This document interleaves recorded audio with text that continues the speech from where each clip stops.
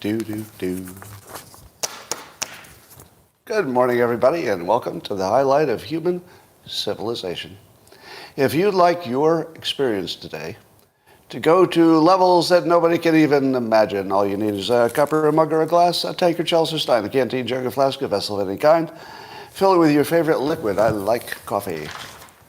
And join me now for the unparalleled pleasure, the dopamine hit of the day, the thing that makes everything better. It's called the simultaneous sip, and it happens now. Go. Pause to savor. Savor. Savor it. Okay. Well, as you know, Joe Biden's dog, whose name is Commander, has been biting people, mostly the Secret Service. And we can only speculate as why. My assumption is that Commander is a Republican, and he's trying to get the Secret Service to quit so that Biden is more exposed. That's one theory. The other possibility is that if your name is Commander Biden, you're probably going to do some Biden. Yeah, Joe Biden. Joe Biden and Commander Biden. But you might ask, if the dog is biting people repeatedly, why do they keep it around? Isn't it obvious? It's obvious why they keep it around, right? It's going to be the replacement for Kamala Harris. Yeah, Commander the dog will be vice presidential running mate. Because unlike Kamala Harris, that dog gets things done, if you know what I mean. Nobody's ever going to say his bite is worse than his bark, because his bark is worse than his bite, because his bite is worse than his bark. All right, here's the good news that looks like bad news. I've said it a number of times, and I think it was Mark Twain who said it first, that we humans can't tell the difference between good news and bad news. You've probably heard me say that. And I feel like this is one of those times. Because would you agree with the following statement that the fabric of civilization is coming apart? Who would agree with that statement? It isn't just like there are a few problems. It's like the very fabric of civilization is at risk, right? Here's my positive take. Everything was broken. Everything was broken. Every one of our systems were corrupt and are corrupt.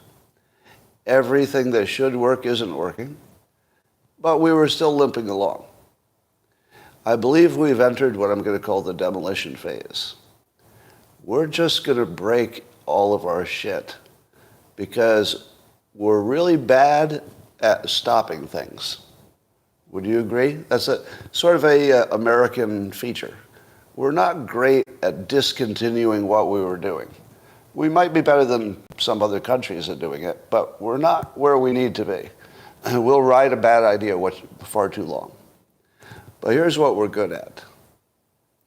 We're really good at rebuilding. We're really good at the next phase. After the demolition phase, and I'm going to talk about that, all the stories are really the same story. We're in just demolition phase, just breaking everything. And the good news is that Americans in particular are really, really good at the creative stuff. If we break this, how are we going to fix it? Or build something better, design something better? We're leaving the phase we're terrible at, which is changing things that are sort of ossified and frozen into our structure. But we're going to get that done. And you're seeing the first signs of it, for sure. But we're about to enter the creative phase, and we're really good at that. There's going to be a lot of fun coming. All right, here's a few things just to update you. I did talk to Russell Brand yesterday. We had scheduled for 30 minutes, but we went 90 minutes because we're just having fun. And I think you'll see that around Thursday, maybe probably clipped up, so it might be cut up in a few different pieces. But would you say that Russell Brand and his situation, and my situation, and Tucker Carlson's situation, and a number of other situations, would you say that we were all destroyed? Now, we're not dead, but would you say that our business models were all destroyed? Yeah. Same with Trump. Trump was destroyed, but he's still here. And what did I do when I got canceled? That was my demolition. So I had somewhat instant demolition. It was sort of like the dynamite took it down all at once. What did I do as soon as I was canceled? As soon as the demolition phase was over, I entered the creative phase. How'd that go? Excellent, really, because I'm way better at creating than I am at destroying. So I had reached a certain age and said, you know, I'd really love to destroy what I already have because I just feel stuck.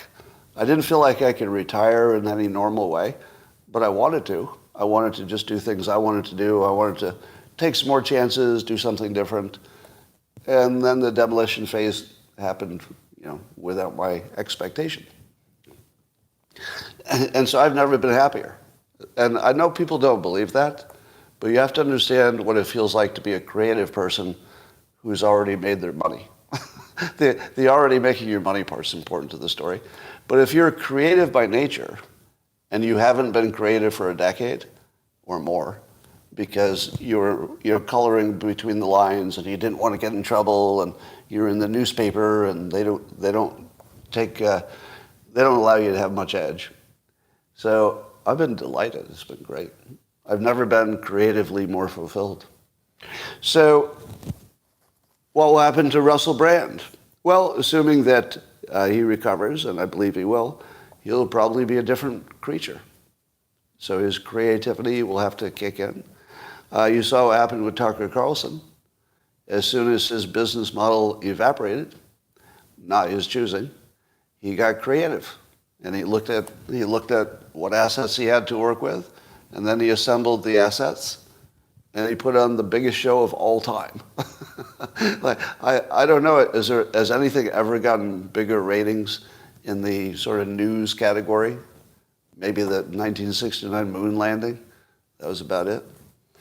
So watch for this pattern, demolition followed by creativity. It's what we do best here in America.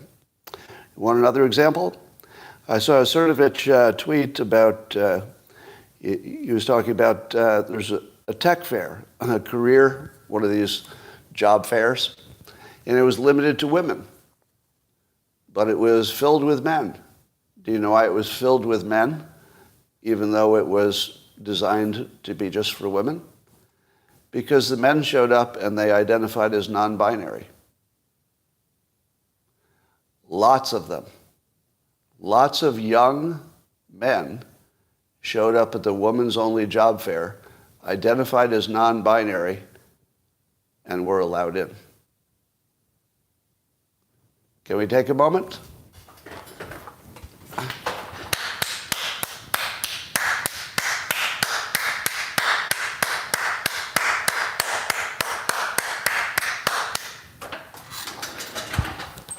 That's how you do it. That's how you do it. Why did the young men have to do that? Well, because the structure that would normally support them in the free market had been ossified and destroyed. Right? Their old system of doing things was demolished. So what did they do? They're Americans. They're men. They're young. They got creative. And they said, fuck you, fuck you, fuck you, fuck you, and fuck you. Wrote non-binary on their label and went in and tried to get themselves some jobs. Yeah. Do you think there'll be less of that in the future? No. Young men, it's time. My generation has failed you completely. I don't mind saying that. It's just true. We have failed you completely. We let this woke bullshit get out of control. Do you know why? Because it didn't affect us that much. That's why. It didn't affect me that much because I already made my money and I was a certain age. But we fucked you young guys. especially. Young women as well, but young guys, I think, worse. And you know what? You're going to have to do it yourself. And guess what? You're going to do it yourself. And you will succeed. Because nothing's going to stop you. You're not going to put up with this shit like we did. Yeah. It's time. So you are well into the demolition phase, young men. It is time for you to destroy the systems that are holding you back. And I know you will. As Mike Cernovich recommended, if you're not doing this, meaning identifying as something that would have some rights in America, if you're not doing this or telling your kids to do this on college applications, you shouldn't read me, meaning you shouldn't follow Cernovich, as you lack the vision and will that it takes to return this country to some baseline normalcy. There's a reason why Cernovich gets so much attention. Everything he writes is spicy. Like you start reading it and suddenly your mouth is on fire before he gets to the end of the sentence. But I'm piling onto that thought because it's a good one. And I think it's time for 100% of young white males to identify as Native American and non-binary. Why Native American and non-binary? Well, the non-binary gets you all the, gender-related stuff. And the Native American gets you all the scholarships and access to college and stuff. But here's why I like Native American and non-binary as opposed to everybody freelancing. Somebody saying, oh, I'm Hispanic and lesbian or something. Don't do that. Do you know why you should say you're Native American and non-binary? Because you're signaling it's bullshit. Right? You're signaling as clearly as you can that you're fucking lying right in front of them. So that's how you break the system. Don't be clever. You don't have to be clever.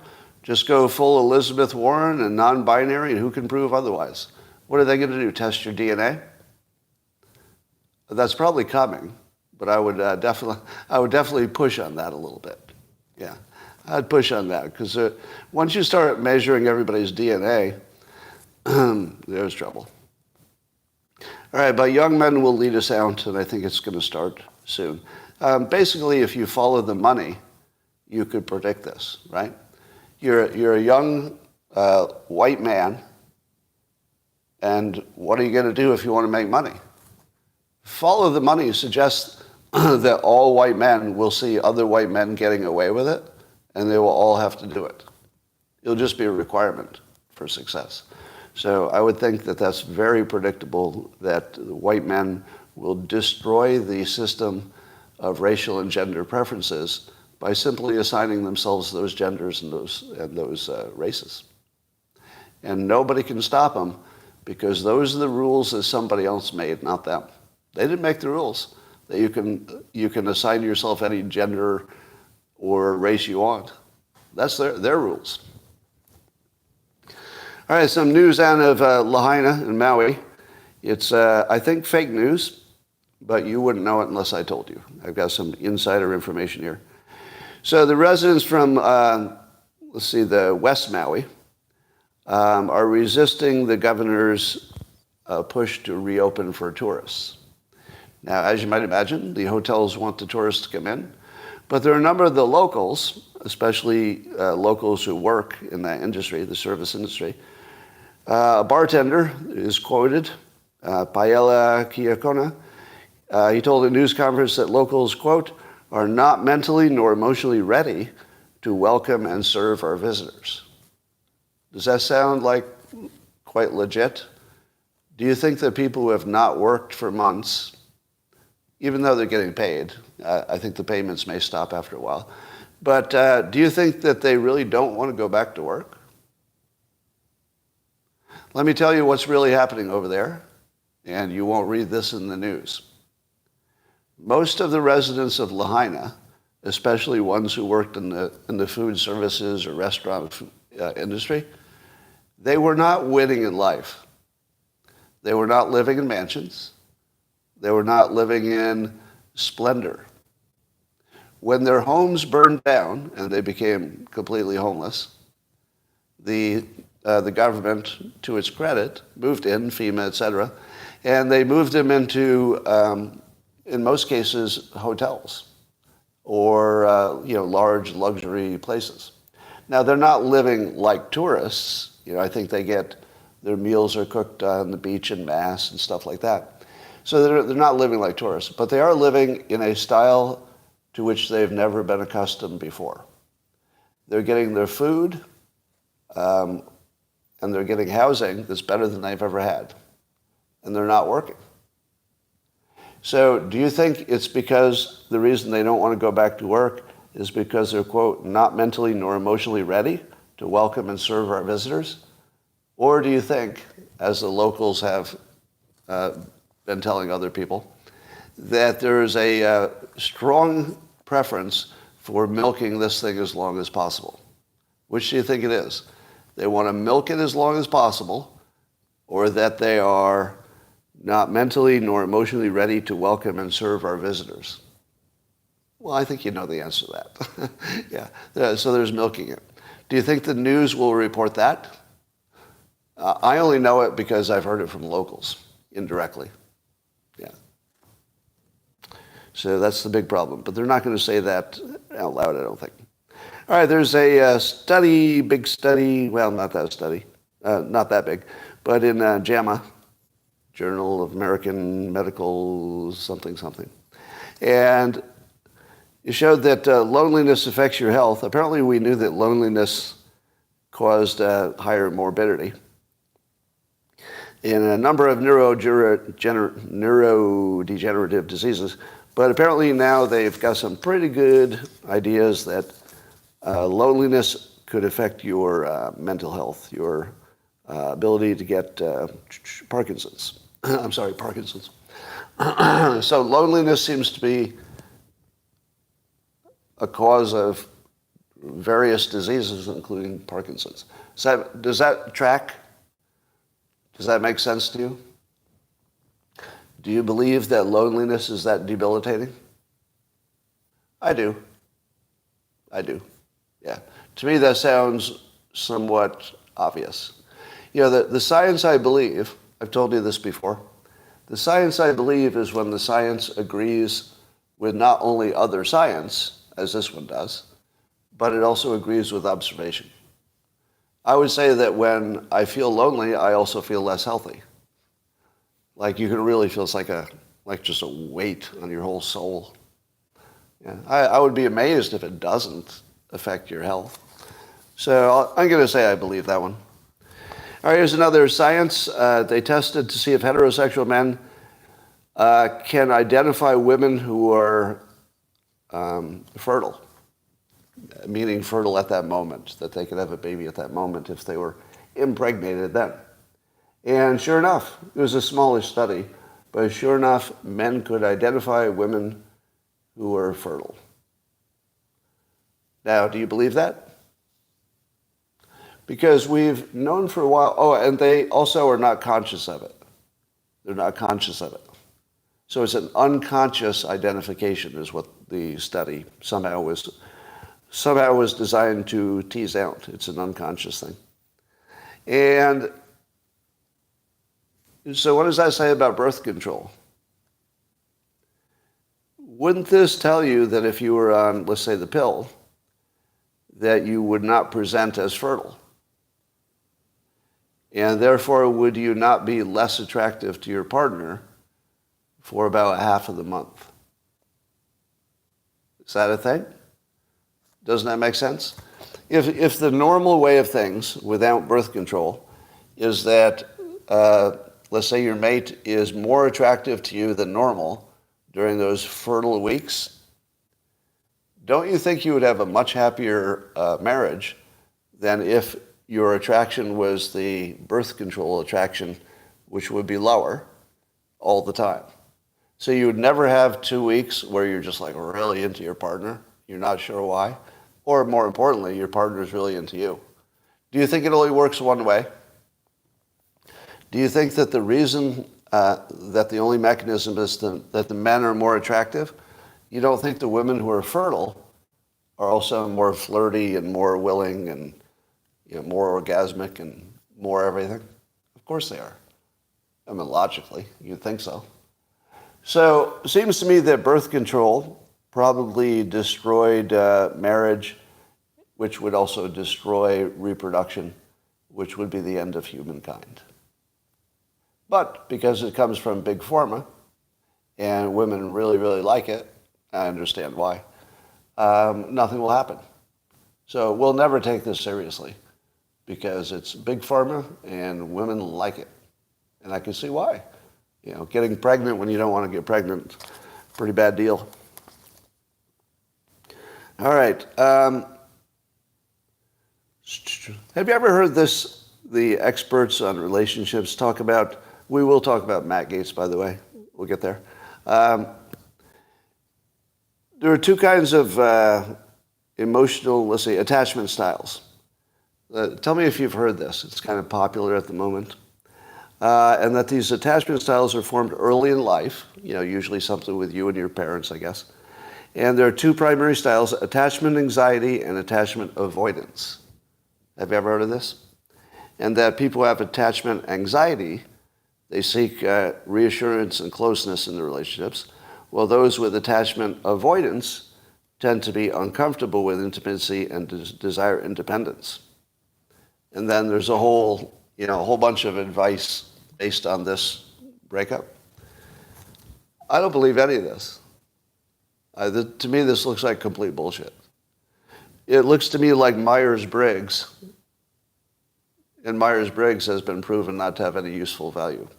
Now, I say that knowing that the Myers-Briggs people disagree.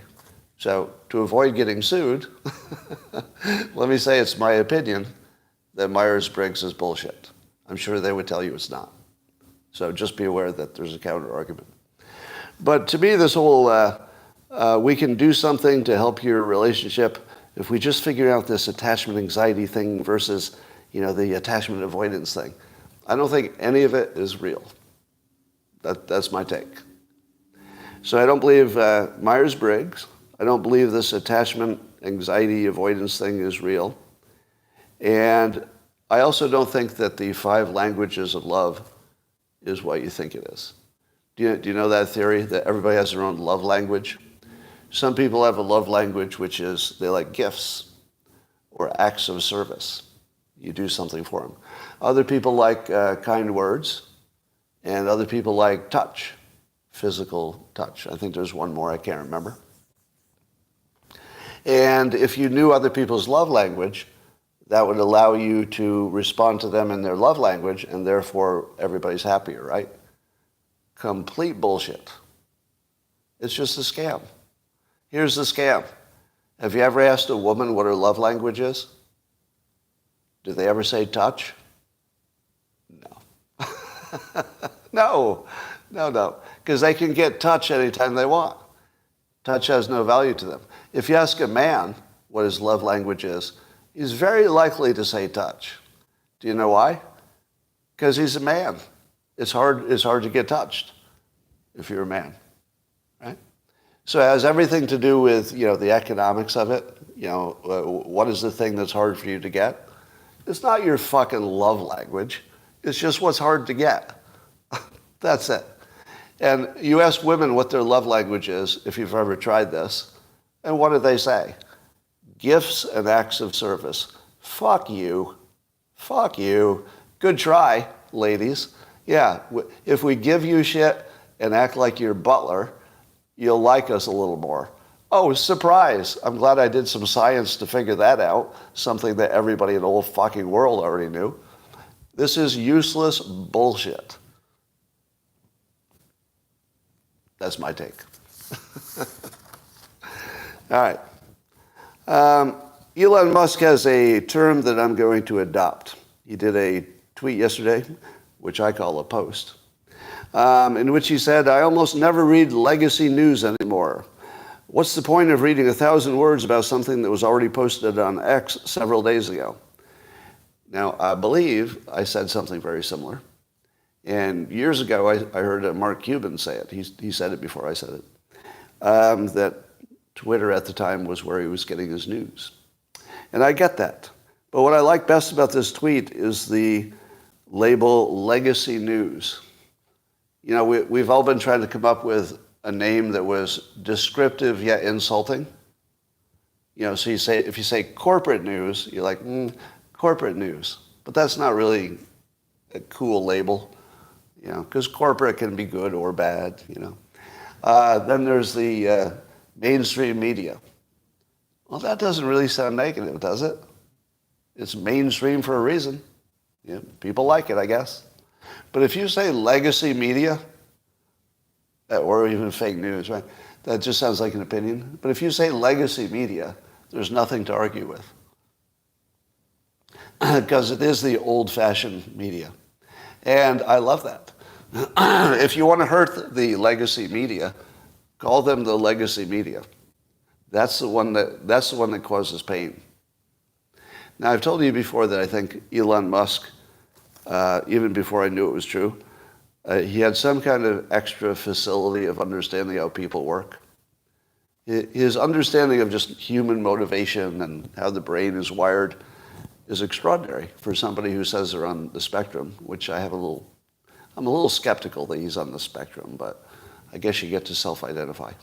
Anyway, he is far too keyed in on persuasion and how brains work to be on the spectrum. He seems like the opposite of that. Like his understanding of human nature is beyond average, and you would expect it to be below average if you were on the spectrum. Now, I understand that if you're on the spectrum and you did your studying, you could be above average, like, but not in the natural way of just seeing it and feeling it the way other people do. But legacy news, I'm going to borrow that one. Well, I've told you before that Jesse Watters is one of your best sources for figuring out the complicated news and what it really means and how it's connected to things. Well, he did it again.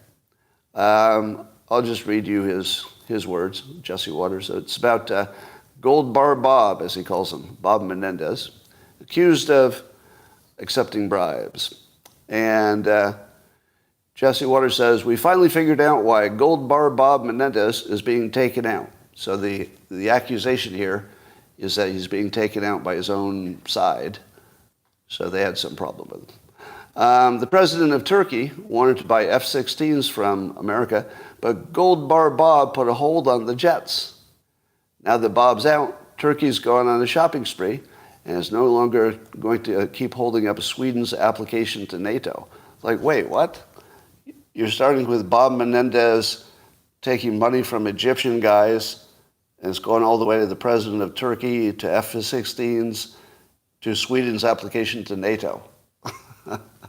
Now, this is why nobody understands anything in the news. There's just too many moving parts. But the simplification is that Bob Menendez was holding something up, and maybe there was some bribery motive there. That's the allegation.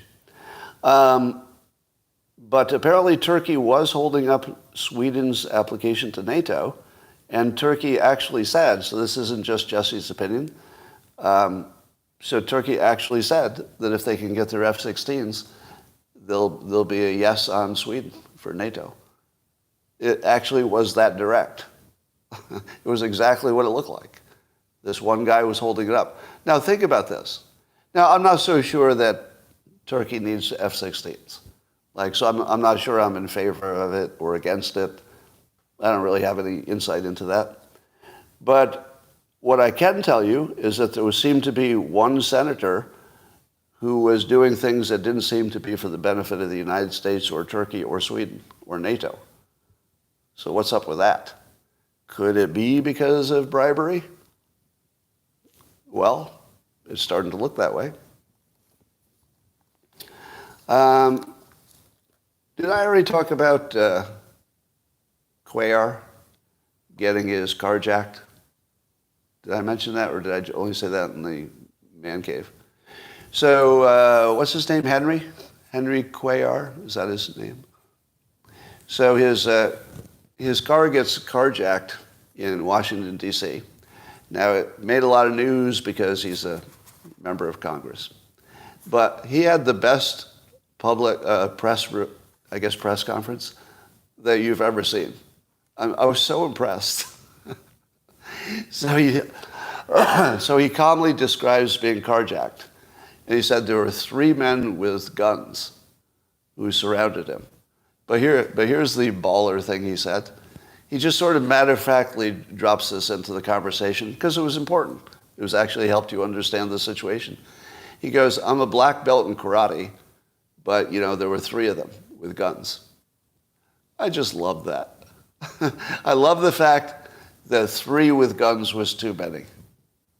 Had it been 1 person with a gun, maybe he would have just taken him out. Now, it wouldn't have been the smart play. Even if you know karate, if the other person has a gun, maybe you should, maybe not take your best shot. If your car is insured, especially. But I love the fact that that's the way he answered it, to let you know that, it probably was closer to a fair fight, but I decided to let them live. I let them live and take my car. That was a cool answer. All right, I have not killed any of my critics today, in case you're wondering. Only 2 of them are deceased this week. But none of them today, so I'm slowing down on that. I told you this before, that Nate Silver, who's a famous statistician, and Martin Kulldorff, if I have his name right, who's also Harvard-trained expert in statistics, they're having this big public debate. And it doesn't even matter what the topic is. All right, it has to do with vaccination effectiveness. But that's irrelevant to my point.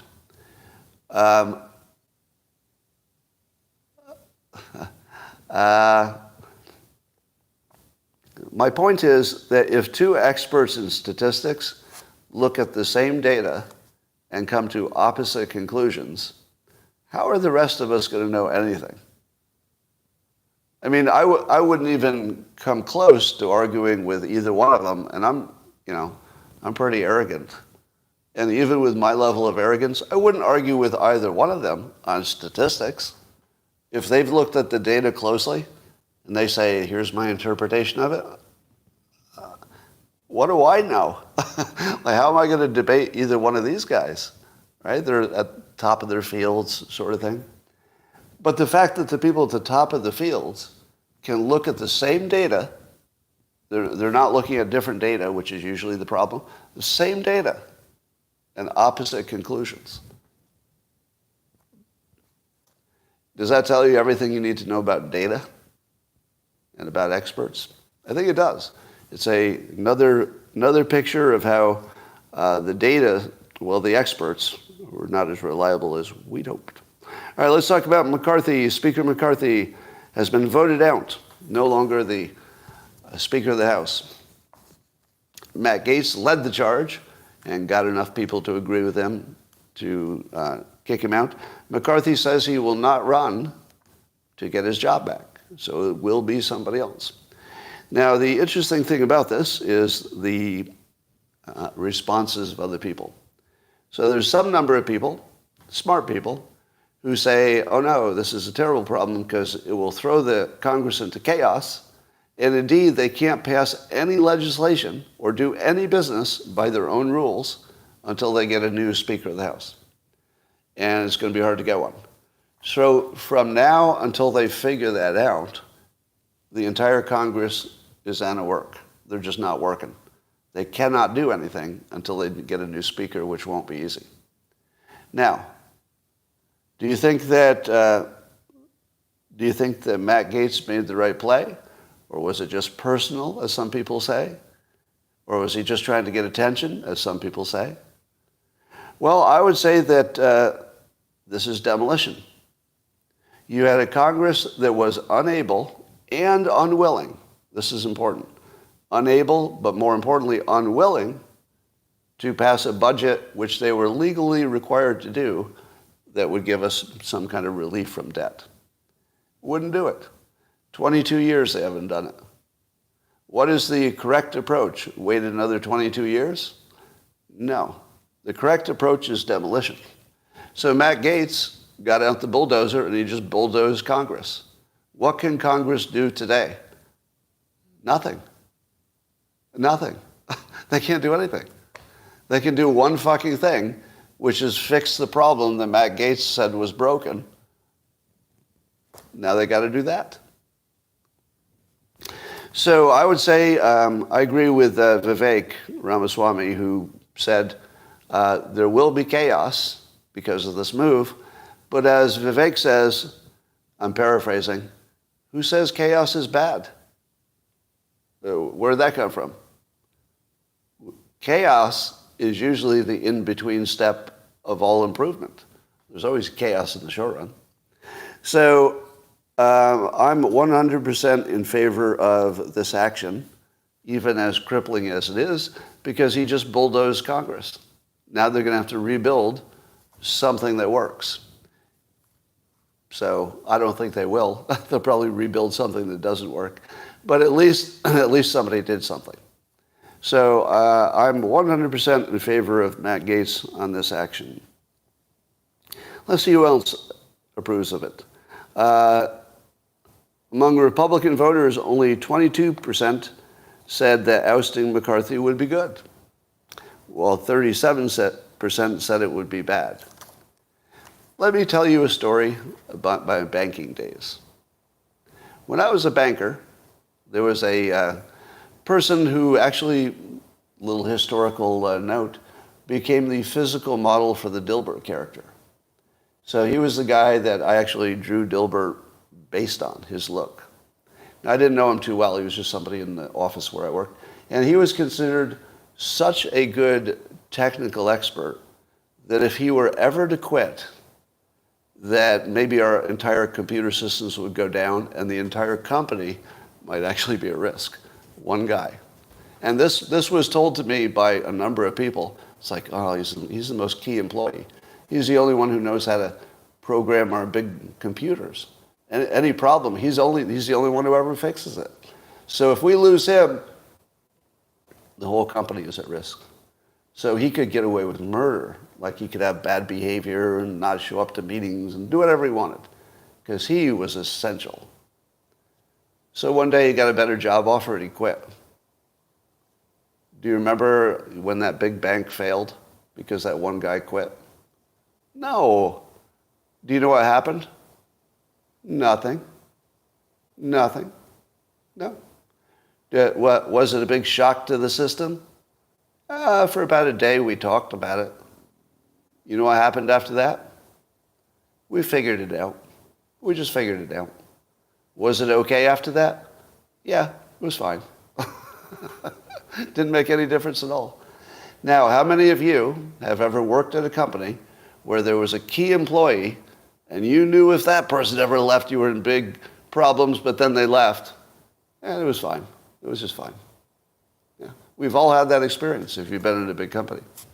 Now, do you believe that McCarthy was so valuable to this process, because apparently he was a good speaker. A lot of people say he did a good job on a number of things. No, he's not irreplaceable, and the chaos will not be worse than what the situation was before the chaos. So as Vivek says, chaos might be the useful step before you fix something. There's a lot of talk about Trump being nominated for speaker. I will give that a 0% chance of happening. 0% chance. I don't think Trump takes the third in line for the presidency job. You know, once you've been president, you don't take the one that's third in line. Say, whoa, I can get something done.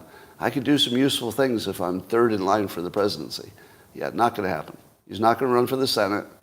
It's just not going to happen. There's no way his personality would be compatible with that. So the temporary Speaker of the House is Patrick McHenry. And as you know, it was the debt and the budget that were the problems that got rid of the old Speaker. So Patrick McHenry, he gave a speech and he said, give me liberty or give me debt. Patrick McHenry. Anybody? History nerds? History nerds? Come on, give it up. Give me liberty or give me debt? Come on. That wasn't terrible. Dad joke time. But Patrick McHenry also did an asshole move. He's going to kick Nancy Pelosi out of her nice office. Apparently she has a nicer than normal office. So now that he's the Speaker of the House for like a day, he doesn't have many powers because they can't vote anything, but he's the Speaker of the House, so he kicks her out of her office and takes her office. Kind of funny. That is kind of funny. He got her coveted hideaway office just because he wanted it for himself. I kind of love the fact that if you saw him bang the gavel, you knew he was really angry about McCarthy being taken out. So he was not in favor of what happened. So when he bangs the gavel to end the thing, he just like, I thought he was going to break the gavel. Like he hit it hard enough, I expected the head of the gavel to just come right off. So this guy's really pissed about what happens, and then as soon as he gavels, Nancy Pelosi from her own office and moves in. I like his style. Yeah, it was petty, but it was also funny, and therefore I approve of it. Well, here's a small item. Europe has ended free speech, which will certainly end it in America. Do you want any more about that topic? Free speech actually ended. In my opinion, it's gone.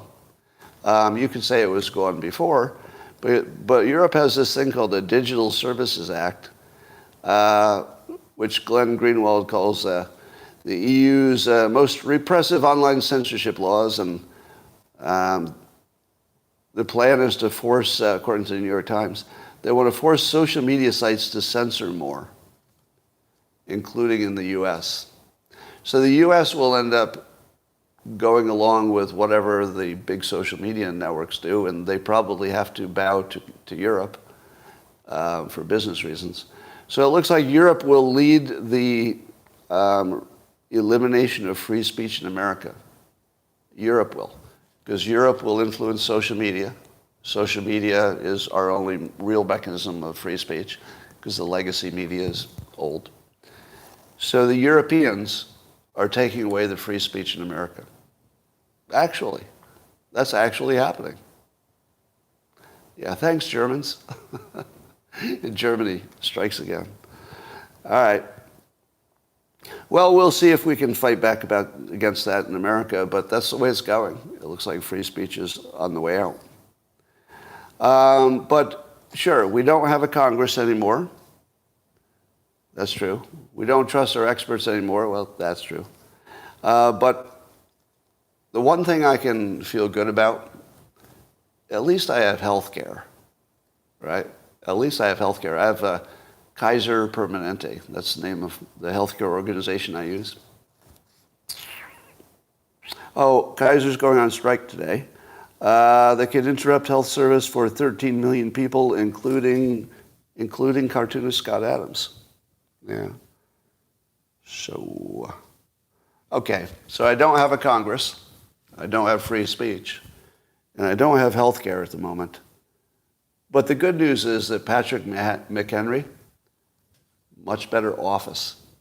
And that's something. I mean, that's not nothing. I like him to be happy too. Well, you may be aware of Laverne Spicer, who is very active on the X platform. She's running for Congress in Florida. And she's a black woman, which is important to this story. So Laverne Spicer, black woman, again, important to the story, tweeted or posted this today. I just saw a heartbreaking story about a New York man that was stabbed to death at a bus stop. The same man who had messaged me on X a few days before that. Then I saw the one about the Baltimore woman that was murdered in her building by a black man she let in. Then Laverne says, I'm just going to say it. White folks, y'all need to move out of these Democratic cities. Democrats got black folks all riled up against you. They done cut back your police forces, and they do catch and release on violent felons. If y'all ever want to be safe again, move to Republican-run areas. Even if you hate us, we'll still protect you. So she's Republican. And she says, even if you hate us, we'll still protect you because we're Republicans. So does that remind you of anything? Does that sound like, I don't know, there's something about it that reminds me of something, but I can't place it. Do you think she'll be canceled for saying that white people should move away from black people? I think she said it in the clever way by saying it's a Democrat city. Had I said Democrat city, but I was making a larger point about DEI and CRT and ESG. So for me, it wasn't about the city so much. It's just a related point. All right. Well, no, she will not be canceled because she's black and female. And if you're black and female, you do still have free speech. I don't, in any practical way. Oh, can I invite Dale over? Scott, social media companies are private companies. It's only the government that can take away your free speech. Yes, Dale. That was a good argument in the 1980s. Yeah, before social media, good argument. Now it's just fucking stupid. Yeah. It's stupid to argue that you have the right to speak but not the ability. We'll take your ability to speak away. Oh, but you have the right. Yeah.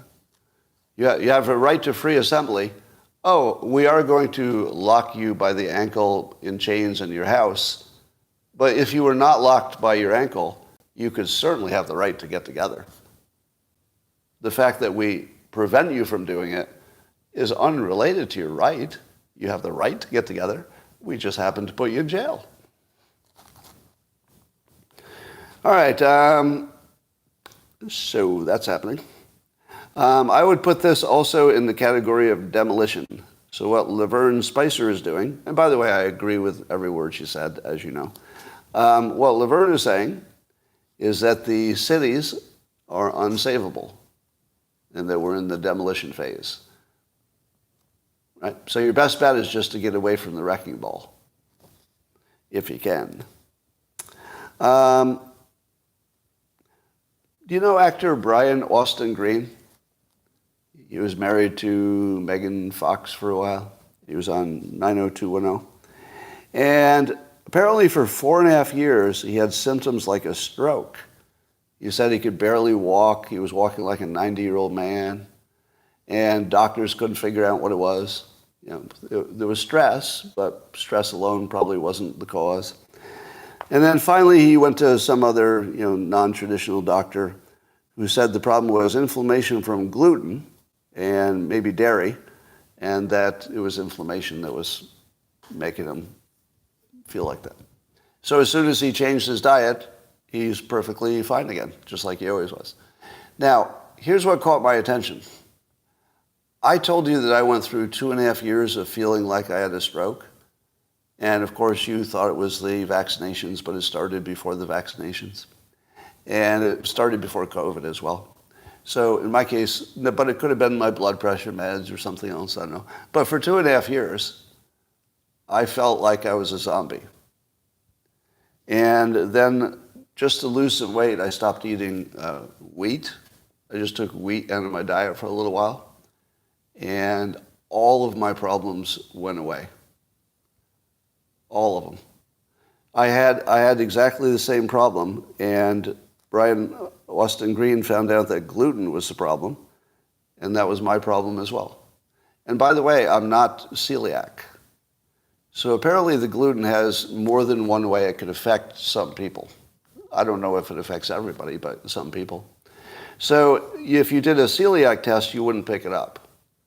But my sister informed me that there is a genetic propensity to some wheat inflammation because she got tested, I guess. So why is it that you don't know that gluten might be more dangerous than you think? Do you think it has anything to do with how big that business is? Like maybe, probably. It has everything to do with how big a business that is. That's my guess. So when I see a story like this, I say to myself, I wonder how many people are just walking around just crippled and they don't know it's their diet. I'll bet it's a lot. Don't you think? I bet it's a lot. But I don't want to get sued for saying wheat is bad, so I'm no doctor, so I'm not going to say that.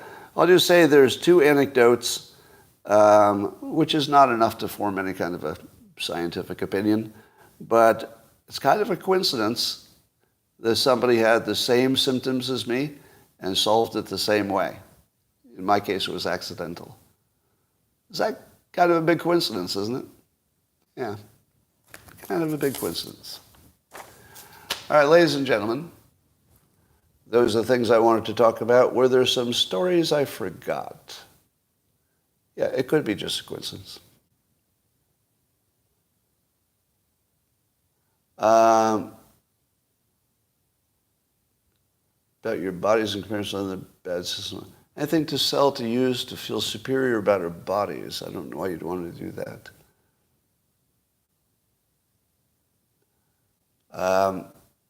So Jim Jordan is being put forward as a potential Speaker of the House. Jim Jordan seems very capable, but he's very political. Maybe that's what the job requires. I don't know if they need somebody who's a peacekeeper or a political bomb thrower, but I see Jordan as more of a political bomb thrower. But he's very capable. Lee Zeldin would be better, somebody says. I don't know if he's considering it. Oh, Vivek as Speaker? That's interesting. I don't think he has the credibility in Congress, though.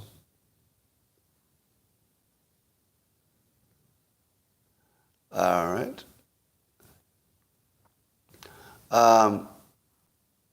Jordan was supporting McCarthy yesterday. So I love the fact that Congress was crashed because allegedly the Speaker lied to Gates. How much do you love the fact that Matt Gaetz fired his boss, in a sense, the Speaker of the House? He fired his boss because his boss lied to him. Now, there might be more to it, but that's sort of the surface story. I kind of love that. If you could fire your boss for lying to you and no other reason, I'm cool. Do you know what I really found distasteful? Is people who understood that McCarthy had lied to Gates about the separate spending bills, and they were still okay with him because he did a good job otherwise. I don't get that at all. If the Speaker of the House lies to you on a real central topic, this was not some small side topic. The question was, do you get to vote on budget bills or just run up the debt forever until we all die? The most important question of Congress. And he lied about it, allegedly. But it looks like that might have happened. Yeah, I'm perfectly fine with firing the most effective leader you've ever had if he lied to you about something that basic.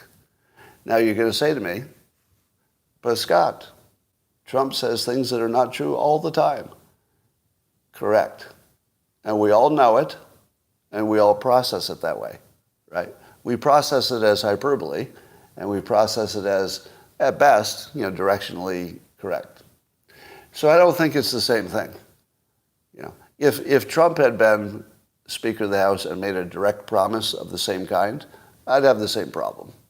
Because that's like a real promise. That's not, bullshit, exaggeration sort of things that politicians do. That was more person to person. That was personal.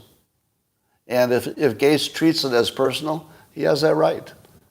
Yeah. If Gates says this was personal, you lied to me in the capacity as the leader, it's still personal. And if he took it personal and acted on it and crashed Congress because of it, I'm okay with that. That maybe the next person won't lie, right? Maybe the next person will think twice.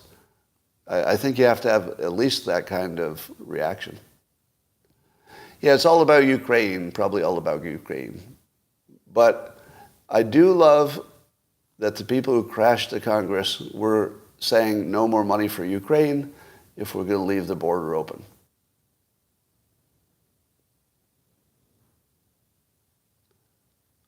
Um, we must have a lot of non-members over here because I'm getting a lot of dumb comments.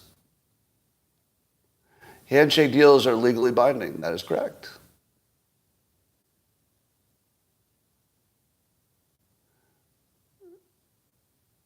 Devin Nunes. Oh, that'd be interesting.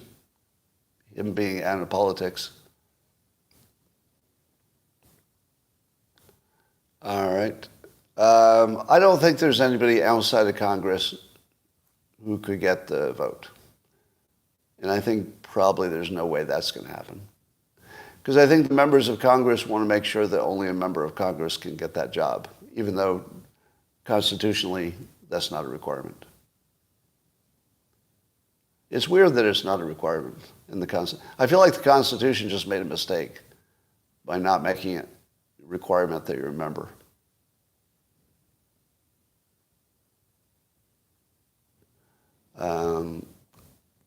Mark Levin went scorched earth on, I don't care. I don't care. If you want to see who's right, let's just wait. My prediction is that the so-called chaos in Congress will have no effect on you. I don't think you and I will have any even notice it. It'll just be a news report for a week, and then they'll have a new speaker, and everything will go on. Now, oh, could I be speaker? No, that's a good question. Could I be speaker? No, I'd get destroyed. Couldn't survive it. All right. Can Gates get any Democrat support? Well, only when it's in their self-interest. Does the Constitution establish the Speaker's office? I don't know. It does? Oh, it does. Okay.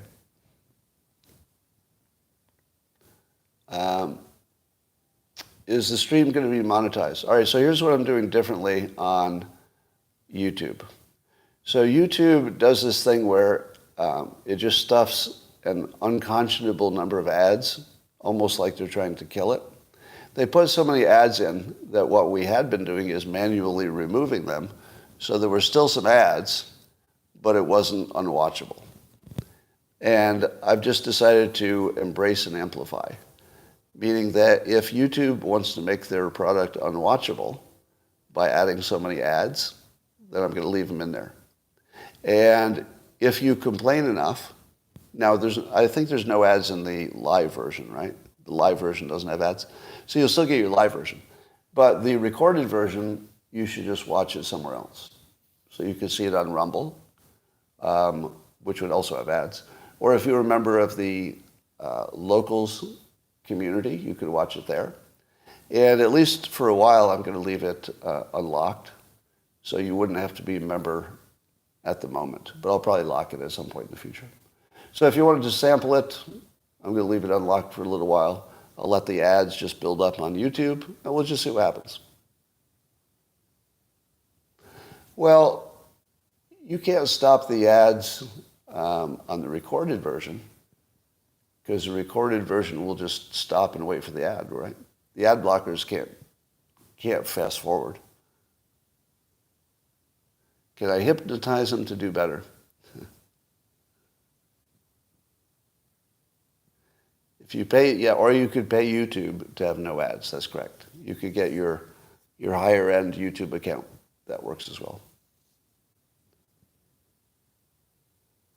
Well, ad blocker can only block an ad, but it can't fast forward the video. Am I Norway? Whatever that means. Am I Norway? Unblock means no ads, no pausing and waiting for ads, etc. on YouTube. How's that possible? That's not possible. Brave does it? I don't believe that. All right, I don't believe what you're telling me. The Brave browser was like a virus on my system. I had to get rid of it. All right, because there are too many things that want Chrome to work.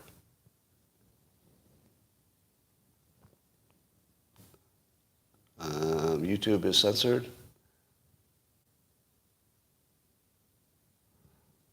Ad blocker. Well, I'm not going to encourage you to use ad blockers. But you can do whatever you want to do.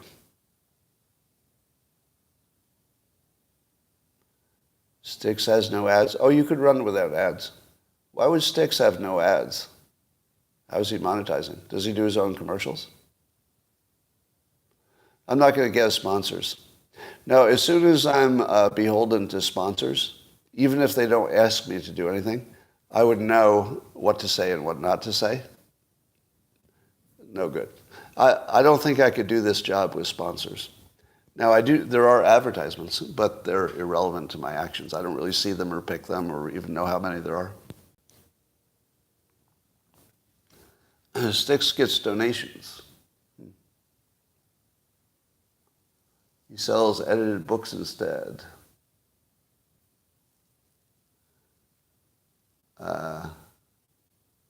Created the 4 seasons. What?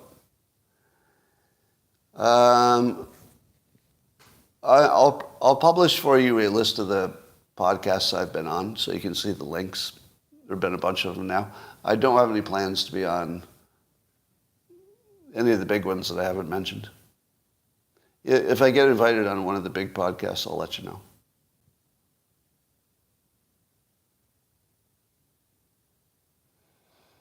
Yeah, I know I can stop the ads myself. That's what we were doing, but we choose not to. Will Trump prevail or lose his wealth?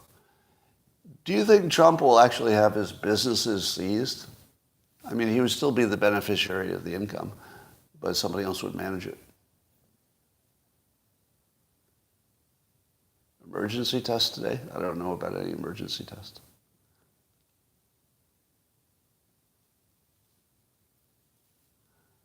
He lost his casino. Well, that was a special case. All right. Well, that's all I got for you today. I'm going to go do some other things, and you're going to have the most amazing day. Just remember, don't worry about the demolition phase. The demolition phase had to happen. We're in it, but we're real good at rebuilding. Creative phase, coming soon. So people are really mad at me and yelling in all caps. Jay says, Scott, listen to people who know more about it than you. Adblock stops ads on live and recorded videos on YouTube. How can it possibly stop a recorded video? How's that even possible? All right. FEMA emergency alert today. Why was that?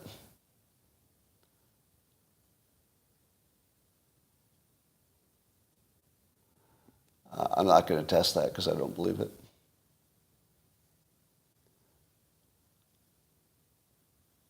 Ads are a separated stream. How in the world could there be no pauses? I'm very skeptical of that.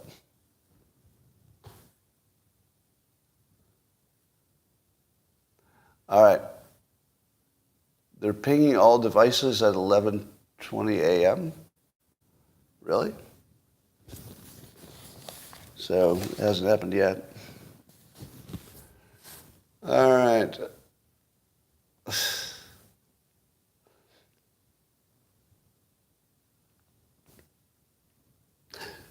Well, so let me talk to the NPCs here. Sometimes I get pushback for not testing things that could be tested. But you know I don't have time to test everything that could be tested, right? You have to call your shots. And I don't believe technically there's a way to do what you say all of you are sure it can be done. And you've witnessed it yourself. And I still don't believe it. Sorry.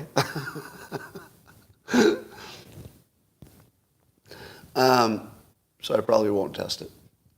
All right. But there are 1,000 people here using AdBlock and all having the same experience. and I also don't believe it.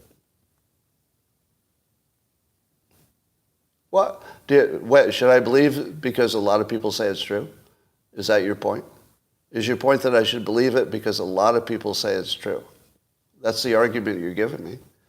Your argument is a lot of people saw it with their own eyes, so it's true. Can you think of anything else that thousands of people saw with their own eyes and their own experience, and yet it wasn't true? Like every UFO report, every hoax, Find People hoax, Drinks Bleach hoax. Yeah. Now, if you're under the impression that because you've all experienced it and you're telling me directly that I should be convinced by that, that's not how anything works. That's not how anything works.